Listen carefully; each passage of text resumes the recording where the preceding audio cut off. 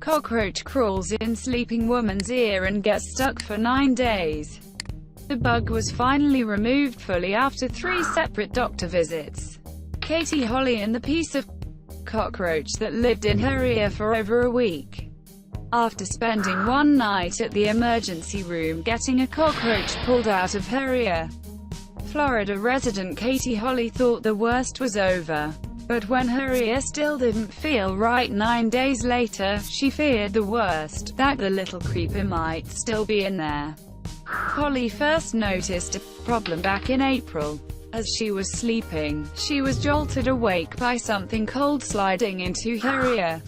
She had no idea what it was, initially believing it to be a piece of ice, so she went into her bathroom and slowly investigated with a cotton swab. To her horror, she felt something move. As she pulled out the cotton swab, she saw that it was covered with small dark brown pieces, like little tiny legs. After her husband further investigated his wife's ear with a flashlight and a pair of tweezers, Holly realized what had happened. A cockroach, something the Holly household had been dealing with for a year, had burrowed its way into her ear. Despite the fact that it was almost 2 in the morning, Holly and her husband Jordan immediately went to the emergency room. After lying on her side, in the hopes that the bug would fall out, a nurse inserted a needle into Holly's ear to inject the bug with lidocaine in order to kill it. After 2 minutes of feeling the cockroach twitch and wriggle, Holly said she felt it stop moving. After a few moments, the doctor pulled out the dead bug in chunks. Then, Holly was sent home with a prescription for antibiotics. However, after over a week Holly's ear still felt unusual. It had been 9 days and her ear was still numb and causing her pain when she yawned or opened her mouth. Additionally, the prescription ear drops that she'd been given were no longer going all the way into her ear, leading her to believe there was a blockage. She went to her usual physician and told him what had happened, asking him if he could check her ear once again. He did, flushing it 4 times and looking through it using a otoscope.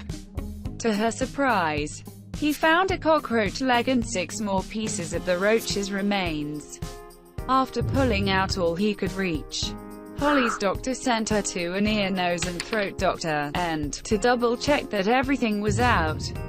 After having her ear examined twice, Holly was hoping that something like a teensy leg or 2 would be all that the ant would find. To her horror, he pulled out the head, torso, limbs and long antennae of a fully grown cockroach. The bits that the emergency room doctor and Holly's own physician had pulled out had just been legs and tiny parts. The bulk of the bug had sat dead inside Holly's ear for 9 whole days. I was furious. I was really disappointed with the ear for not having seen that, for letting me believe it was all out, Holly told the Washington Post. They said this is something that happens often. I was told there's no need to see anyone or a specialist. Though the silver lining of the matter is that palmetto bugs, the kind of winged cockroach that was found in Holly's ear, don't bite and that this kind of thing really does happen often. Katie Holly was still beside herself. It was still a roach, she said. In my ear.